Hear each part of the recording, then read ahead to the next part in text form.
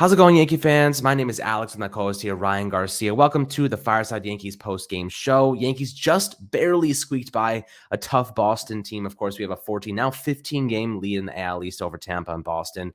But man, Garrett Cole gave us a little scare there, giving up 2 homers to Rafael Devers, a 2-run shot and a 3-run shot. But that grand slam from Josh Donaldson really put us over the edge, and the bullpen looked fantastic. Wandy Peralta did a great job. Michael King came in, did a solid job, and Clay Holmes, man, looked dominant as always. But beating Boston is never easy. I'm glad that Clay Holmes got an opportunity to really get in there in a really big, high-leverage situation.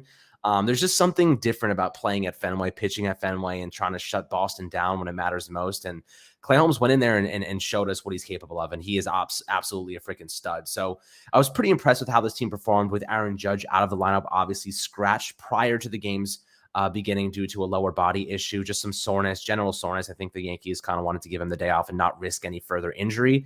But I was pretty impressed. This team really came together. Aside from the 2 homers to Devers, they played pretty well, and I was pretty impressed with everybody all around. Aaron Hicks looked great. So, I'm going to discuss some of these different main points and talking points.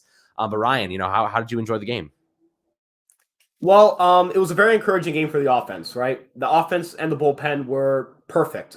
Look, people can say, oh, the Yankee offense went silent. You scored 6 runs at Fenway. That's a great job. That's perfect. I don't care what anyone tells me. You hit your 2 home runs in big spots, especially the Donaldson grand slam. That's huge. And then it's another thing. The Yankees need to hit home runs to win big games. You're not going to win big games if Donaldson, squeaks a single by against the shift and 2-run score. Oh, yeah, look, we're up 2-0 now. You see with Devers, when you're facing really good teams, they have those type of hitters that you look at where Cole threw those pitches. A slider down and out of the zone was launched 420 feet. A changeup down and away, launched 420 feet, right?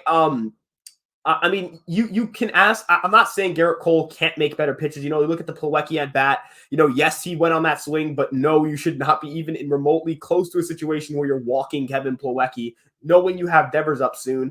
But those aren't bad pitches. They got hit hard. You just tip your cap to a guy in Devers who owns Garrett Cole and is an MVP candidate this year. But the Yankee offense did their job to hit enough to win this game. And the Yankee bullpen, man. Wandy Peralta, Michael King and Clay Holmes are great. Everyone knows that. You and I know that. We've sung their praises all year, and rightfully so. But Wandy Peralta, man, he has done an unbelievable job stepping up. I mean, look at in April and May. He was not getting used in high leverage. Chapman's getting used over him. Loaisiga, rightfully so, obviously, getting used over him. Other guys getting used over him. And you wonder, where's Wandy going to fit in this bullpen? Are they going to trade him? Is he going to get cut loose? And he's pitching huge innings. He is the guy I want on the mound against the big-time lefty. He's the guy I want on the mound in the 7th inning, regardless if there's 3 righties up in an inning. I want Wandy Peralta still. That changeup is disgusting. That sinker is disgusting. The slider has been reworked back into his arsenal. He is a pitcher who goes out there, throws strikes, gets weak contact, generates swings and misses. He has a little bit of a quick pitch thing going on every now and then. He is disgusting. He deserves all the credit in the world, all the praise, all of it, because he's been so good and he's integral, not just good, integral to this bullpen. This team is 3 to 4 wins worse without Peralta because he's pitched in such big games and he saved this bullpen so many times. I can't even imagine how the Yankees would look without Wandy Peralta. And I'm so grateful this guy's on our team because he is an absolute stud muffin. Yeah, I mean, I didn't anticipate him being this good. He has been lights out the last couple of weeks and honestly the last couple of months, which is pretty damn impressive considering he was a guy that was considered to be like a middle inning reliever, just like kind of a low leverage type of situational guy. But he's coming to some big moments and had some really great outings. I mean, the guy's got what, a 1.99 ERA on the season. That's pretty damn impressive. Michael King comes in here, does a pretty good job, walks one batter, looks a little shaky at times, but his pitches were moving. Really impressed by some of his stuff, and that was great to see. And then, of course, Clay Holmes was absolutely lethal as usual. And against Boston in Fenway with the packed stadium and fans cheering and hoping to throw him off his game, he was electric. And like the bullpen, when they're on, man, it is really difficult to stop them. Really, really difficult. So really, really fun to see this team kind of coming out of here with a win, despite Garrett Cole giving up a couple homers. And like you said, Garrett Cole's stuff looked pretty solid. It was just a couple of bad pitches that just happened to be against Devers, who was really just had his number today. So is what it is. I'm not too upset with that performance. Devers, that slider that was just dipping low, he just reached for that and launched it. I mean, It's tough. It is what it is. But Josh Donaldson's grand slam, dead center field, really got under it, 429 feet, I believe. Pretty damn impressive. And I just want to give a couple of shout outs to one, Gleyber Torres, who is seeing the ball extraordinarily well lately. Every time you get up to the plate, you always feel like he's going to make contact. He's been so good in terms of making contact, getting on base the last couple games, and I think 5 games now in July, and he's hitting 500. He's looking fantastic. And then you look at Aaron Hicks, 2 hits today, hitting 238, really clawed his way up, 35% on base rate. I mean, I remember when that was around 30% a couple weeks ago. He's been clawing and fighting his way back up to be a legitimate player for this team. He's hitting 385 on the season, or rather 385 this month in July, which is higher now after today's game. And last month at a 35.6 on base percentage. So pretty impressed by Aaron Hicks. What do you think is helping him turn it around? Just seems like he just looks more confident. You know what I mean? Like in the batter's box, the guy just looks like he's got the juice. What are you thinking about Aaron Hicks lately? It's the power, man. Look, I know a lot of people, a lot of Yankee fans, you see this where, we talked about Gallo today. We talked about how important it is for Gallo to get in that home run streak or get that power back. Hicks had no power from April to May. Zero. None. Like legitimately an actual noodle. Like the dude could not hit for power at all. He was a singles hitter and a guy who walked a lot but couldn't do much else, and that made him really, really brutal in big spots in games, because a guy who can only hit singles is pretty easy to be shifted on. And a guy who only can hit singles means he most likely isn't moving the needle too much with a runner on second or a runner on first or runners on first and second. And today, home run, a triple. That triple, by the way, probably would have been gone anywhere else. That was, the right field is just extraordinarily deep in Fenway.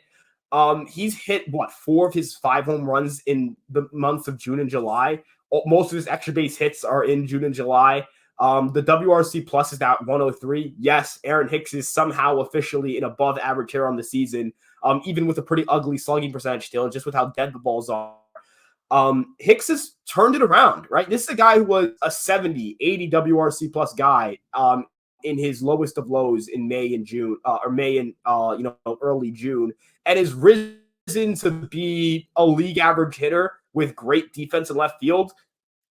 Judge is going to come back most likely tomorrow or hopefully soon. I don't see how you play Gallo over Hicks at this point, right? Hicks is a switch hitter. Hicks is playing better defense in left field. Hicks is getting on base. He's putting up better at bats. He's finally hitting for power, right? These are all the things you want from Hicks. Hicks is a guy who plays the game in a lot of different ways pretty well when he's going well, which is providing pretty good power, switch hitter, getting on base a lot, not striking out too much, good stolen base numbers, right? Solid defense. Well, he's not doing it in center field now. He's doing it in left field, which is still great to me. He's a solid player on this team. He's going to play his way into being a 4th outfielder at the very minimum. There's no shot this dude doesn't lose his roster spots like Esteban Florial or Tim LaCastro, because right now he's been an above average.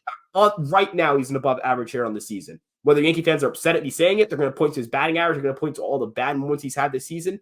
Yes, he's had bad moments, and no, I don't think he's the answer in left field, but you got to give props where props is needed, and this is a guy who's turned it around and has been a much better player and a big-time contributor for this team.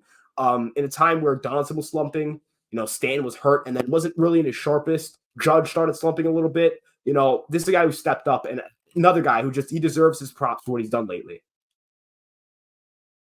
He does, and he doesn't seem like a liability anymore, which is a big one for the Yankees. Just one less outfielder they have to address at the trade deadline. We'll still see what happens with Joey Gallo. He's really advocating for himself and trying to get the Yankees to give him another opportunity. He didn't look terrible today. Put 2 games together where he's at least contributing, got on base twice consecutively. So there's a positive there to take away, but he's got to show a lot more. It's got to be 10 games of him getting on base before I'm like, okay, maybe he's not washed right now. Maybe we can rely on him, but 2 games is not enough. He's got to do, like we said earlier today, he's got to have like 10 homers this month. He's got to have 10 homers this month to justify continuing on. And he's got to destroy the crap out of the baseball. He's got to knock the cover off the baseball a couple times, and he did against Pittsburgh yesterday. So definitely impressed with Hicks, though. I am excited to see him kind of elevating his status to contributing rather than just being kind of lackadaisical. But love to see it. This team is coming together nicely. I like to see how different areas are picking each other up when others are down. That's the sign of a good team. The guys step up when others are struggling. Riz didn't have Rizzo today. They didn't have Judge today. And, their offense still managed to hit a grand slam. And Aaron Hicks obviously had the solo shot. The Trevino's infield double, insane. Just you never know what's going to happen. That's why you run hard, man. Always put 100% effort in. Hopefully you'll get lucky. But guys, hope you guys enjoyed this game. It was fun. We got 3 more games in Boston. It's going to be tough, but as you can see, we can win these games. Nestor Cortez on the mound tomorrow. Big opportunity for him to showcase what he's got coming off a good outing against Cleveland. Give up 1 run on 3 hits over 6 innings.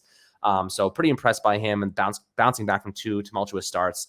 But hopefully you can put together a good one against Boston tomorrow night, guys. But hope you guys enjoyed the post-game show on Fireside Yankees. Make sure to like and subscribe as always, my friends. And we'll catch you guys on the next episode.